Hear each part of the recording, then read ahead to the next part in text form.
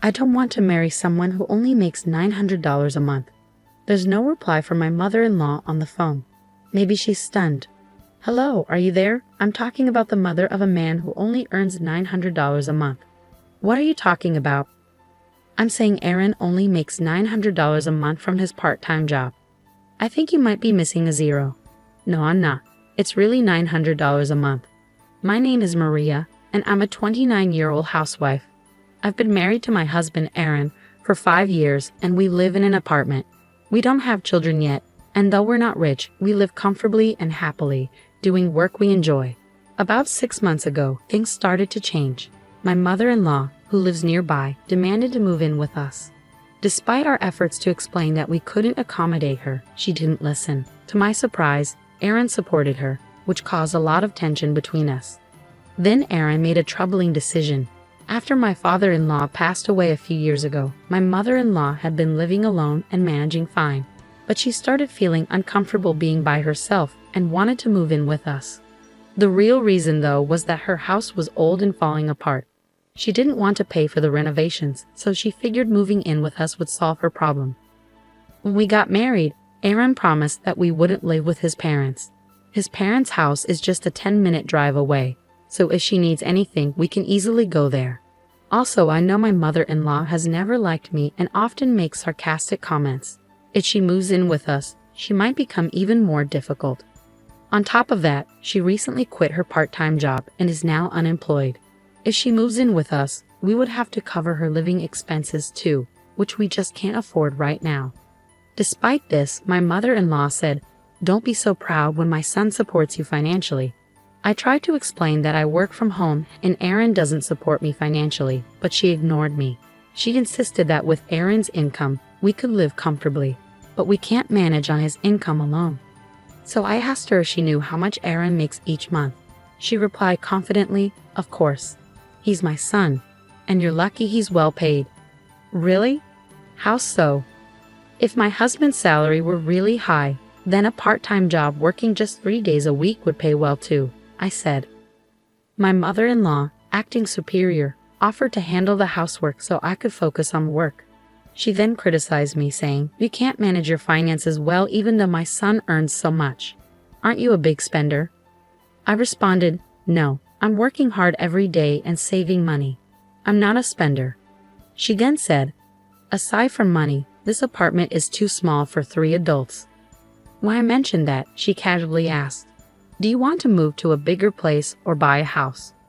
Aaron, influenced by his mother, started to change his mind. I wondered if he couldn't stand up to her or if he actually wanted to live with her. He began to complain, telling me not to be so stubborn about his mother. He even said something that made me question his true feelings. "It's more enjoyable to live with my mother, isn't it?" Aaron asked. "What are you talking about?" "He says she'll take care of the housework for you. It would make things easier for you, Maria."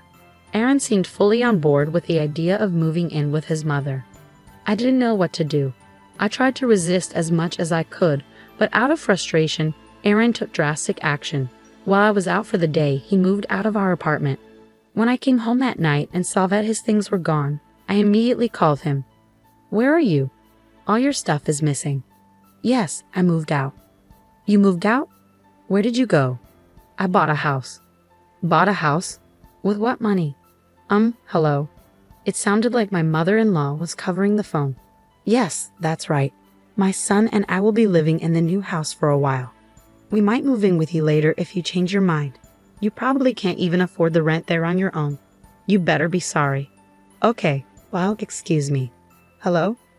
My mother-in-law kept making sarcastic comments, but I felt ridiculous and ended the call quickly.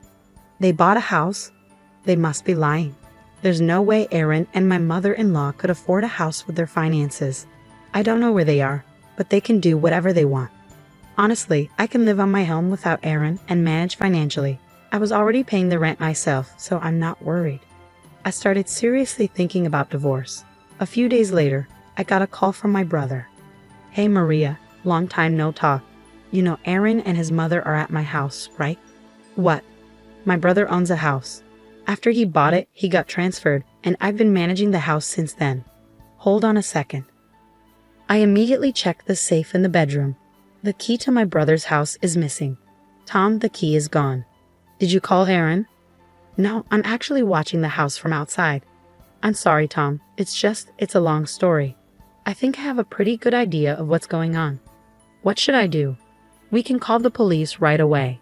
Yeah, but they're your family. I don't think the police will intervene. That's true. I'm sorry. I'll handle it in a couple of days. Can I ask you to wait a bit? Okay, let me know if there's anything I can do to help. Thanks. As soon as I got off the phone with my brother, I called my husband. Oh, I hope you're feeling sorry by now. Why is my mother-in-law picking up? Where are you? Oh, you don't sound very sorry, do you? Where are you? I don't mean to tell you anything, my mother-in-law said smugly. You're desperate, aren't you? You don't want to give up your husband with a $9,000 monthly salary, she continued. $9,000 salary? Who were you talking about? Of course it's my son. A son with enough money to buy such a splendid house. Ha ha ha. I couldn't help but burst out laughing. What's so funny? She asked, sounding offended. Aaron said that if you don't listen to him, he's willing to divorce you. I see. Then divorce is fine, I replied calmly. How stubborn are you? If he dumps you, you won't be able to make it on your own, will you? Of course I will, I said confidently. I don't want a husband who only makes $900 a month. There was no response from my mother-in-law on the other end of the phone. Maybe she was speechless. Hello? Are you there, the mother of a man who only makes $900 a month? I asked again. What are you talking about? She finally replied. I'm saying that Aaron makes $900 a month from his part-time job, I explained. I think you're missing a zero, she said. No, I'm not. It's $900 a month. When I asked Aaron about his salary, he said around 9. Yes, that's right, around 9, I confirmed. Well, I guess it's hard to believe that your son only makes $900, I said. $9,000 is quite a high salary, she replied, still clinging to her misconception. It was thanks to my salary that we could pay all our expenses. By the way, my salary is around $500. You mean $5,000, according to how you're thinking. I'm not being supported by him. My husband quit his job a few years ago. Since then, he's only worked part-time 3 days a week. When I told my mother-in-law about this, she didn't react. I continued with my story. By the way, the house you're living in right now, the one you think my husband bought, it actually belongs to my brother. What? No, Aaron bought this house, she insisted. My brother bought the house, and I was in charge of it while his family lives in another area. He gave me the key, and Aaron took it without permission. What you and Aaron did is a criminal act, and I'm going to report it to the police. Wait a minute, my mother-in-law blurted out, clearly caught off guard. Okay, we'll leave, but please don't call the police. My mother-in-law hung up the phone, shouting. I'm sure she and Aaron are in a heated discussion now. When I went to check on my brother's house afterward, both Aaron and my mother-in-law were gone. They must have rushed back to her house in a panic. I immediately contacted my brother and apologized for the trouble my husband had caused. I still had one thing left to do, divorce my selfish husband. I signed the divorce papers and sent them to my in-laws' house. A short while later, my husband called me in a panic. You're kidding, right? I'm sorry, and I apologize about the house. So please reconsider, Aaron pleaded over the phone. I can't be married to a thief. Please enjoy living with your mother, whom you love so much. I can't stay with someone who doesn't respect me. Get a full-time job and good luck making $9,000 a month, I replied firmly. Aaron didn't sign the divorce papers right away, so I hired a lawyer. With legal help, the divorce was granted without much hassle. I was finally free from the impossible situation of dealing with my husband and mother-in-law trying to force me into living with them. My ex-husband and mother-in-law continued to live in their shabby house. Aaron tried to find a full-time job by going to the unemployment office, but because he had been working part-time for so long, it was difficult for him to find a company willing to hire him full-time.